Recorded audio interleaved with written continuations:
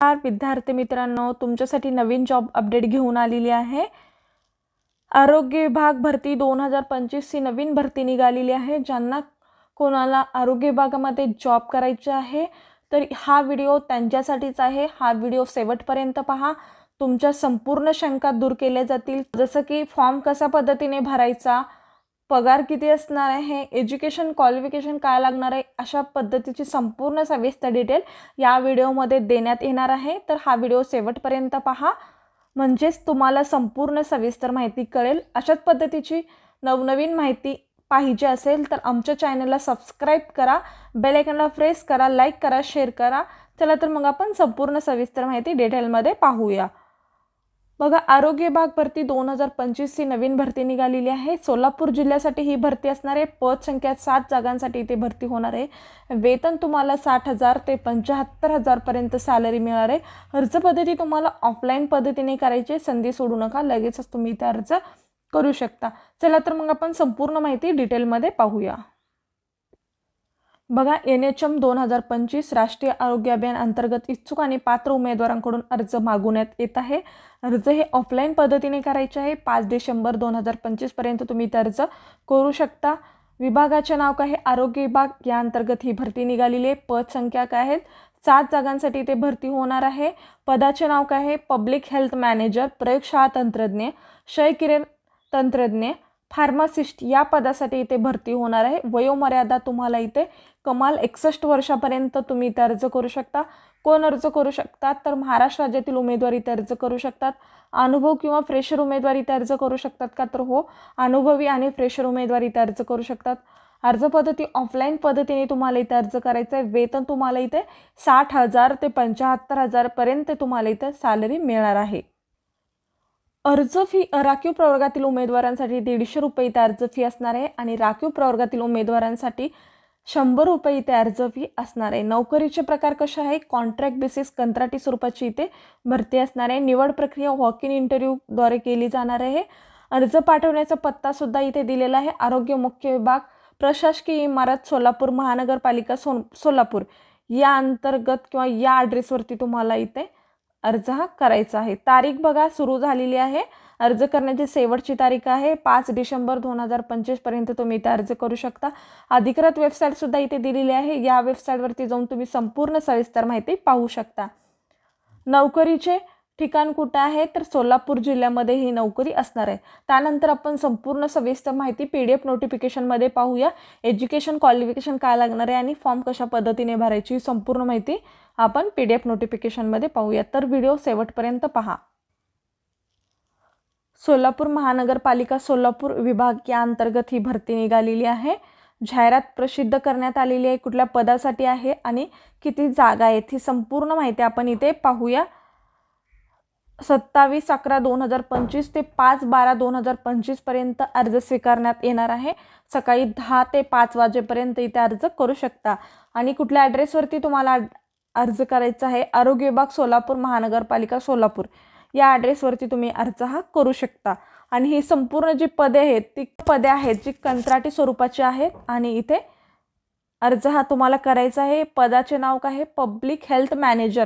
तुम्हाला इथे एज्युकेशन काय लागणार आहे, MBBS ग्रॅज्युएट इन हेल्थ सायन्समध्ये जर तुम्ही ग्रॅज्युएट केला असाल, तसेच BMS, BHMS, BHMS, BDS, BTech nursing या फील्डमधून जर तुम्ही एज्युकेशन घेतलं असेल तर तुम्ही इथे अर्ज करू शकता। खुला प्रवर्गासाठी 18 ते 38 वर्ष आणि राखीव प्रवर्गासाठी 18 ते 43 वर्षापर्यंत तुम्ही इथे अर्ज करू शकता। 32,000 प्रतिमाह तुम्हाला इथे वेतन असणार आहे। आणि तुम्हाला PHM याच्यामध्ये 2 वर्षाचा अनुभव असणे गरजेचं आहे। आणि त्यानंतर तुम्हाला डिस्क्राइब नॉलेज असणं गरजेचं आहे। कन्सेप्ट ऑफ एपिडर्मॉलॉजिस्ट आणि biostatistics and understanding health information system याचं जर नॉलेज असेल तर तुम्ही इथे नक्की अर्ज करू शकता। बघा, तुम्हाला इथे 2 जागा असणार आहेत आणि कुठल्या प्रवर्गामध्ये ते जागा असणार आहेत, अनुसूचित जातीसाठी 1 आणि विजा 1 यांच्यासाठी 1 जागा, असे 2 जागाचं इथे विभाजन केलेलं आहे। त्यानंतर जर तुम्ही प्रयोगशाळा तंत्रज्ञ या पदासाठी जर अर्ज करायचा असेल तर इथे बघा एज्युकेशन क्वालिफिकेशन काय लागणार आहे, इंटरमिडिएट म्हणजेच तुम्ही 12th पास असाल आणि डिप्लोमा सर्टिफिकेट कोर्स असेल मेडिकल लॅबोरेटरी टेक्नॉलॉजी आणि तुमच्याकडे इक्विव्हॅलंट कुठलं एज्युकेशन असेल तरी चालू शकतं. त्यानंतर तुम्ही MA केली असेल तर तुम्ही इथे अर्ज करू शकता. त्यानंतर तुम्हाला 1 इयर्सचा एक्सपिरियन्ससुद्धा इथे लागणार आहे. हायर क्वालिफिकेशन ज्यांचं असेल त्यांना प्रेफरसुद्धा इथे केले जाणार आहे.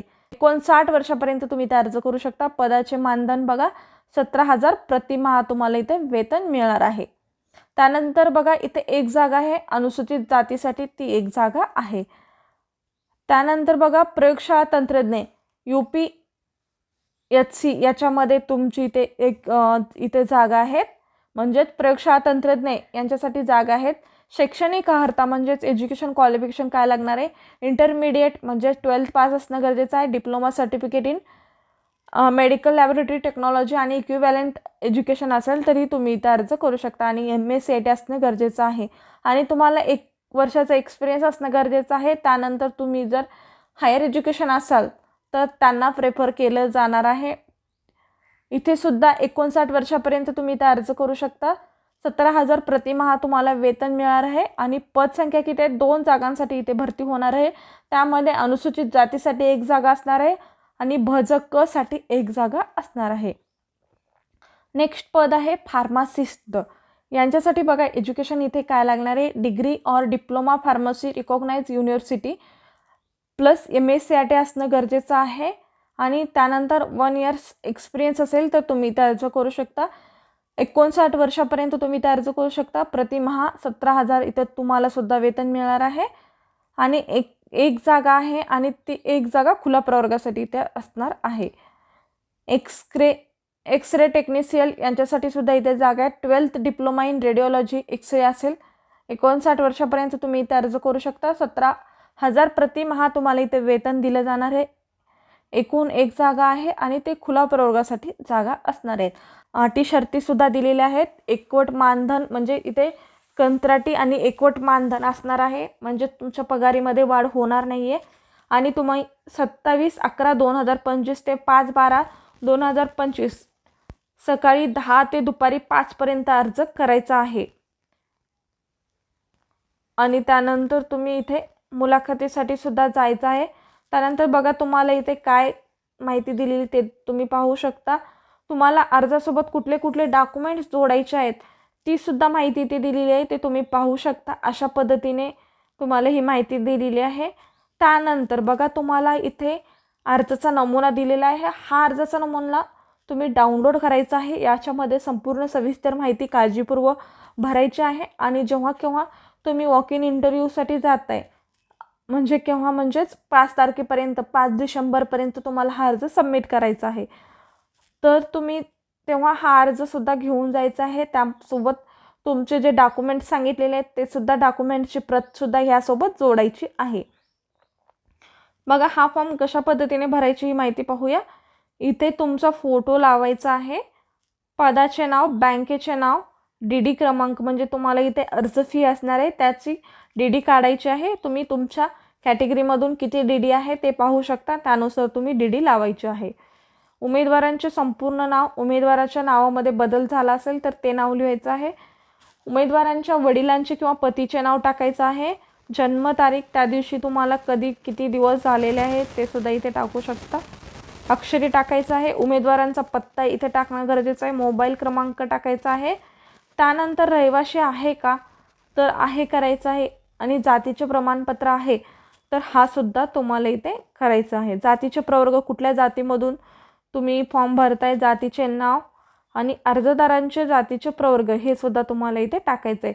त्यानंतर तुम्ही मॅरिड आहेत अनमॅरिड आहेत ते सुद्धा तुम्ही टाकणं गरजेचं आहे. डिग्री सर्टिफिकेट म्हणजे तुमचं ग्रॅज्युएशन, डिप्लोमा, पोस्ट ग्रॅज्युएशन कशामध्ये झालेलं आहे, काय एज्युकेशन घेतलेलं आहे ते संपूर्ण माहिती इथे टाकणं गरजेचं आहे. त्यानंतर डिप्लोमा, पोस्ट ग्रॅज्युएशन, इतर शैक्षणिक अर्हता ही संपूर्ण माहिती फिलअप करायची आहे. आणि जर तुम्ही कुठे अनुभव घेतला असाल तर ते सुद्धा माहिती इथे भरणं गरजेचं आहे. अर्जासोबत कुठले कुठले डॉक्युमेंट्स जोडलेले आहेत ती सुद्धा इथे माहिती द्यायची आहे. त्यानंतर इथे बघा तुम्हाला दिनांक, स्वाक्षरी आणि अर्जदाराचे नाव लिहायचं आहे. त्यानंतर इथे प्रतिज्ञापत्र आहे, लहान कुटुंब प्रतिज्ञापत्र, हे सुद्धा तुम्हाला जोडायचं आहे। त्यामध्ये सुद्धा संपूर्ण सविस्तर डिटेलमध्ये माहिती भरा आणि हा फॉर्म तुम्ही दिलेल्या ॲड्रेसवरती सेंड करू शकता किंवा पोस्टाने सुद्धा पाठवू शकता। अशा पद्धतीची ही जॉबबद्दलची संपूर्ण सविस्तर डिटेल होती। आजचा व्हिडिओ इथे संपवतो। आजचा व्हिडिओ कसा वाटला कमेंटद्वारे कळवा। अशाच प्रकारचे नवनवीन व्हिडिओ पाहण्यासाठी आमच्या चॅनलला सबस्क्राईब करा, बेल आयकॉनला प्रेस करा, लाईक करा, शेअर करा। धन्यवाद।